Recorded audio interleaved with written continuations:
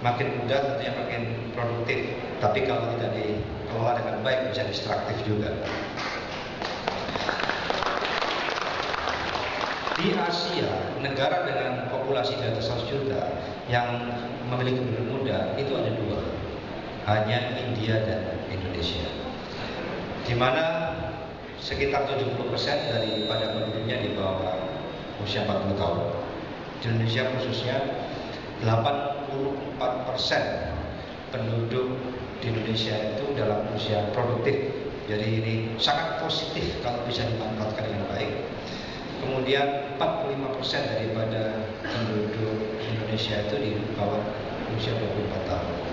Jadi kita penduduknya besar, ekonominya tumbuhnya tinggi, dan juga penduduknya berusia muda yang kalau dikelola dengan baik itu akan menjadi sangat-sangat produktif.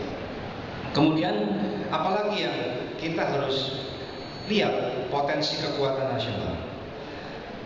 Yang harus kita lihat di sini adalah sumber daripada pertumbuhan nasional itu digerakkan oleh apa? Nah, ini yang saya sebut momentum yang tepat bagi bangsa kita saat ini, karena 63% daripada pertumbuhan ekonomi nasional itu ditopang oleh konsumsi domestik. Jadi artinya apa?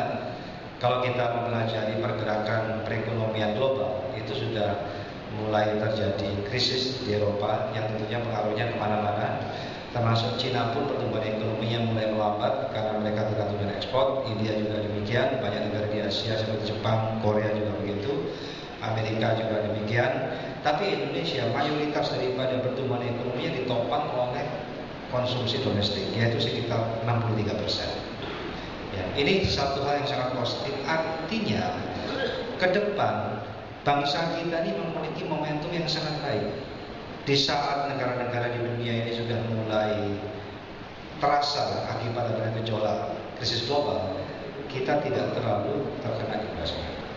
Saya baca koran tadi pagi bahwa pertumbuhan kuartal ketiga itu sekitar 6,3%. Jadi kita masih tumbuh dengan baik. Kuartal kedua tahun 2012 sekitar 6,4%. Jadi kurang lebih inline atau sejalan dengan budget atau dengan APBN nasional. Dan ini adalah sangat positif. Dan yang ingin saya tambahkan di sini adalah hampir 90% dari pertumbuhan yang saya sebutkan tadi itu ditopang oleh private sector, ditopang oleh unsur swasta. Ini menarik sekali karena artinya apa?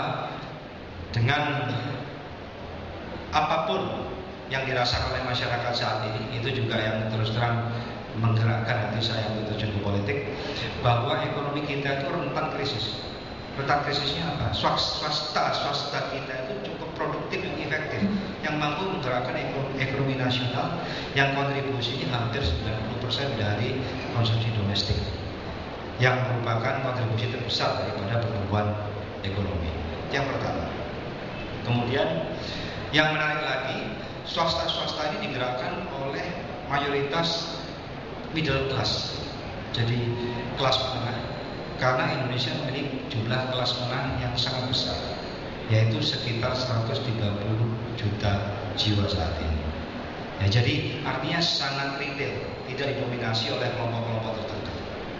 Nah, jadi ini yang juga menjelaskan kenapa waktu terjadi krisis tahun 98 di Indonesia, begitu cepatnya kita recover kembali.